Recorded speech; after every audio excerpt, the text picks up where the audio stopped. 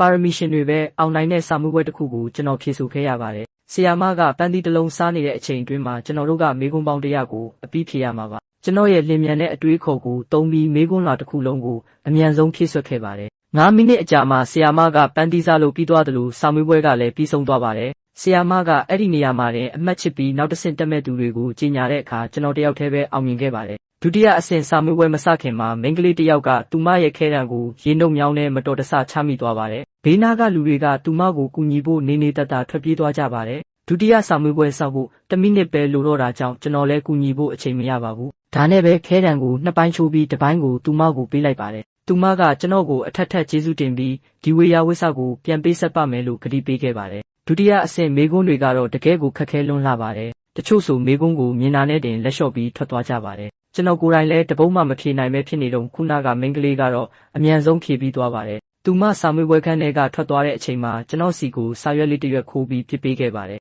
ဒါဟာသူမရဲ့ကျေးဇူးဆက်မှုပေါ့ဒါပေမဲ့ကျွန်တော်ကမတမာတဲ့နည်းနဲ့မအောင်ချင်တာကြောင့်အဲ့ဒီစာရွက်ကိုကန်ထုတ်လိုက်ပါတယ်မေကွန်းတွေကိုတေးသေးချာချာပြန်လေ့လာကြည့်တဲ့အခါမှာတော့လှုပ်ဝက်ချက်တစ်ခုကိုတွေးလိုက်ရပါတယ်အဲ့ဒါကတော့မေကွန်းတစ်ခုရဲ့အဖြေဟာနောက်ထပ်မေကွန်းတစ်ခုထဲမှာရှိနေတာပါပဲဒီစာမေးပွဲကတကယ်တော့အာယုံစူးစိုက်မှုနဲ့ဝေဖန်ပိုင်းခြားနိုင်စွမ်းကိုစမ်းသပ်တာပါရလက်ထွက်လာတဲ့အခါကျွန်တော်နောက်တစ်ချိန်ထပ်ပြီးအောင်မြင်ခဲ့ပါတယ်နောက်ဆုံးတတိယအဆင့်ကိုတော့ကလေး9ယောက်ပဲတက်ခွင့်ရပါတယ်အဲ့ဒီမှာတိလိုက်ရတာကခုနကမိန်းကလေးဟာလည်းစာမေးပွဲရဲ့စမ်းသပ်ချက်တစ်ခုဖြစ်နေတာပါတတိယအဆင့်မှာတော့စာနဲ့ဖြည့်စရာမလိုတော့ပါဘူးအနက်ရောင်နဲ့အဖြူရောင်၄တောင်ကွက်တွေကိုမနှင်းမိစေပဲအခန်းတစ်ဖက်ကိုဖျက်ကျော်ရမှာပါပထမမိန်းကလေးကတော့ဒါဟာမဖြစ်နိုင်ဘူးလို့ပြောတာကြောင့်ဆီယာမကချက်ချင်းထုတ်ပစ်လိုက်ပါတယ်ဒုတိယမိန်းကလေးကကျိုးတစ်ချောင်းကိုတုံးပြီးဖျက်ကျော်ခဲ့တယ်လို့အားကစားဝါသနာပါတဲ့ကောင်လေးကတော့နံရံတွေကိုစပိုက်တာမင်းလိုတုံးပြီးခုန်ကူးသွားပါတယ်မျက်မှန်တဲ့ကောင်လေးကတော့ဒူးနဲ့တောင်ဝေးကိုတုံးပြီးစီးကန်းချက်ထဲကဟာကွက်ကိုရှာကာဖျက်ကျော်သွားပါတယ်နောက်ဆုံးကျွန်တော်အလဲရောက်တဲ့အခါမှာတော့ခဏလောက်စဉ်းစားပြီးလမ်းကိုတက်တက်ပဲရှောက်သွားလိုက်ပါတယ်အားလုံးက